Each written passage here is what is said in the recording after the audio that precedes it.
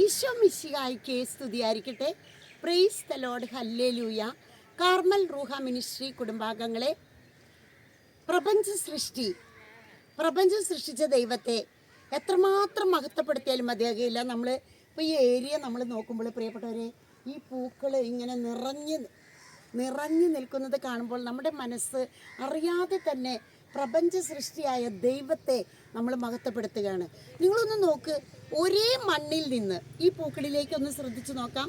ഒരേ മണ്ണിൽ നിന്നാണ് റോസ്, വെള്ള, മഞ്ഞ, കടും റോസ്, കടും റെഡ്, തീമഞ്ഞ പോലത്തെ പ്യുവർ വൈറ്റ്, ഇങ്ങനെ ഒരു മണ്ണിൽ നിന്ന്, ഒരേ മണ്ണിൽ നിന്ന് തന്നെ വിവിധങ്ങളായ നിറങ്ങളോട് കൂടിയ പുഷ്പങ്ങളെ ദൈവം സൃഷ്ടിച്ചിരിക്കുകയാണ്.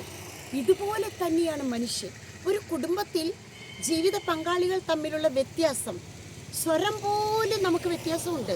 അവരുടെ പ്രകൃതി, ജീവിതശൈലി, നടത്തം, സംസാര രീതി, അതുപോലെ തന്നെ കാര്യങ്ങൾ കാണുന്ന ആ ഒരു അവസ്ഥ, മക്കൾ എല്ലാവരും വ്യത്യസ്തങ്ങളാണ്.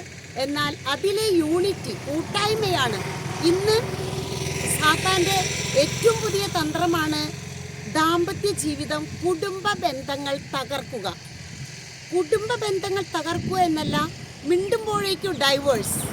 ചിലർ പറയുന്നു വിവാഹം വേണ്ട, ജോലി മതി, ജോലിയെ വിവാഹം ചെയ്തവർ. കുടുംബ ബന്ധങ്ങൾ തകർക്കാൻ അവൻ ഓടി നടക്കുകയാണ്.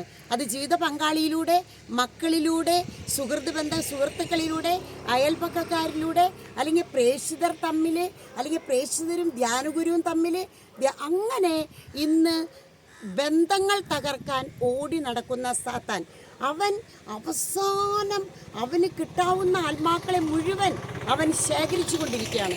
അതുകൊണ്ട് ഈ നോമ്പുകാലം, ഈ പൂക്കാലം പോലെ പുണ്യങ്ങൾ പൂക്കുന്ന കാലം, പുണ്യങ്ങൾ അഭ്യസിക്കുന്ന കാലം, തിന്മ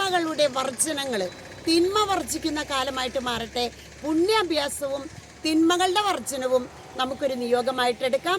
കേട്ടുകൊണ്ടിരിക്കുന്ന എല്ലാ മക്കളെയും അനുഗ്രഹിക്കട്ടെ. എല്ലാവരും ഇത് എല്ലാവർക്കും ഷെയർ ചെയ്യണം.